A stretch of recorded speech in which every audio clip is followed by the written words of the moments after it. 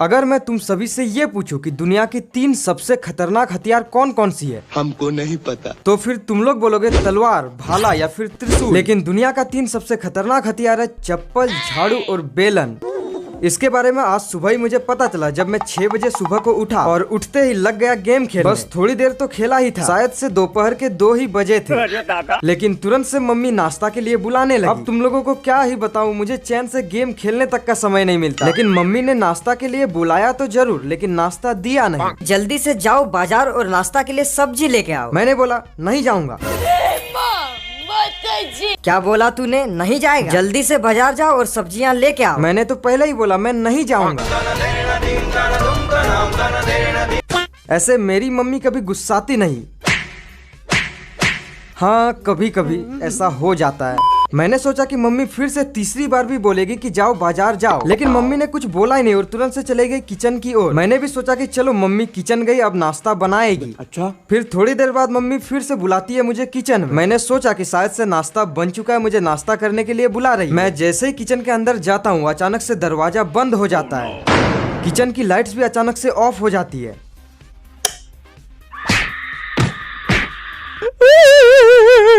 और करीब 1 घंटे बाद गेट खुला, लाइट्स भी ऑन हो गई। ऐसे मुझे कुछ भी नहीं हुआ, बस मेरे हाथ पैर थोड़े से टूट गए, गर्दन थोड़ी सी मुड़ गई और माथे से कुछ लाल लाल आ रहा था, तो मुझे पट्टी भी बांधनी पड़ी।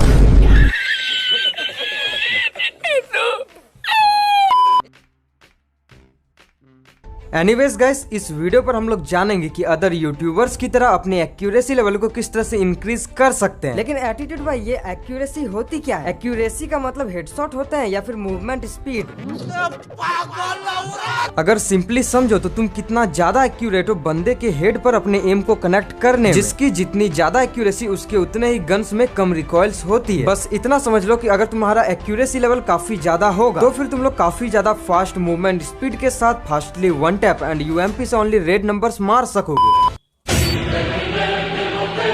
हमारे गेम पर बहुत सारे कैरेक्टर्स एंड सभी कैरेक्टर्स की एबिलिटी अलग अलग, लेकिन 2 कैरेक्टर्स बहुत ही ज्यादा यूजफुल है तुम्हारी एक्यूरेसी को इंक्रीज करने के लिए। कैरेक्टर नंबर 1 ये है दशा। ऐसे दशा कैरेक्टर्स की 4 एबिलिटी है, जैसा कि यहाँ तुम लोग पढ़ सकते हो। इसकी 4 एबिलिटी में से 2 एबिलिटी तुम्हारे किसी भी गन के रिकॉइल को कम कर सकते, जैसा कि यहाँ तुम लोग नीचे पर पढ़ सकते हो, रिड्यूस मैक्सिमम रिकॉइल बाय 10%। मतलब कि तुम लोग समझ सकते हो कि बाकी प्लेयर से 10% कम रिकॉइल होंगे हमारे किसी भी गन। एंड दूसरा कैरेक्टर है DB। ये जो कैरेक्टर है इसकी एबिलिटी बहुत ही ज्यादा गजब की। जब तुम लोग खड़े होकर किसी भी बंदे पर फायरिंग करो तो तुम्हारी एक्यूरेसी लेवल 45% तक बाकी कैरेक्टर से ज्यादा हो। एंड जब तुम लोग मूव करते हुए किसी बंदे पर फायरिंग करोगे तो 20% तक एक्यूरेसी बाकी कैरेक्टर से ज्यादा होगी।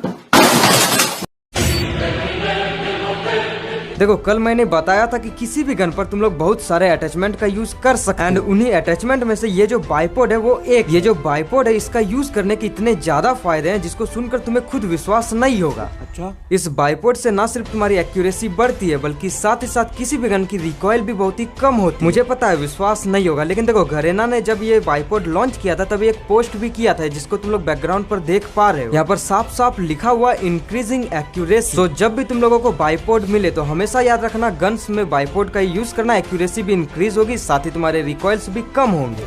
थैंक्स।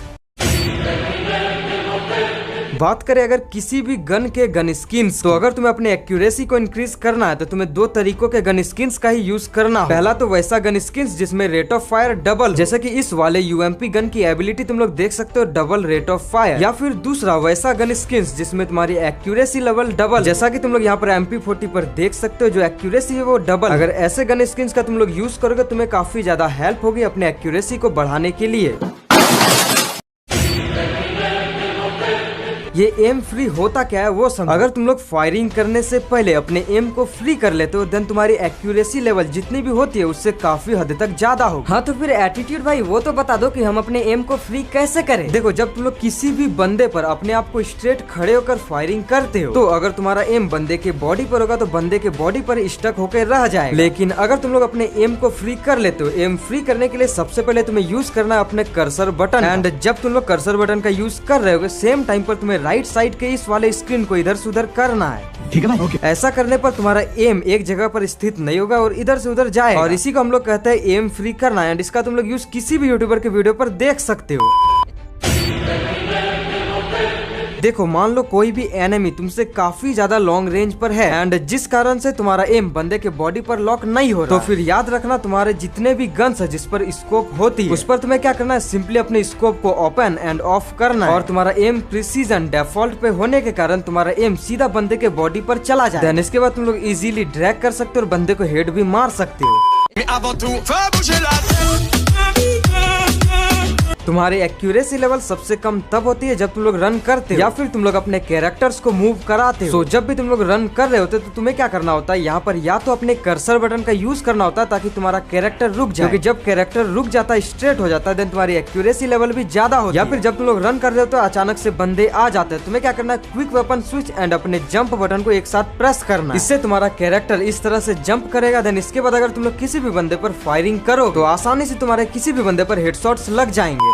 एंड सबसे इम्पोर्टेंट ट्रिक, तुम्हारी एक्यूरेसी लेवल एंड तुम्हारे हेडशॉट्स तभी ज्यादा होंगे जब तुम लोग एक परफेक्ट टाइमिंग पर किसी भी बंदे पर फायरिंग करोगे। अब तुम लोग परफेक्ट टाइमिंग किस तरह से फाइंड कर सकते हो वो समझो। सभी सिचुएशंस पर अलग अलग टाइमिंग होती है एंड इसका तुम लोग प्रैक्टिस करना होगा। ये क्या करना होगा, तुम्हें ट्रेनिंग ग्राउंड पर जाना एंड वहाँ पर प्रैक्टिस करना है 2 से 3 घंटे। जब तुम लोग लगातार प्रैक्टिस करते हो हर रोज 1-2 घंटे तो आराम से तुम लोग सभी टाइमिंग सीख जाओ।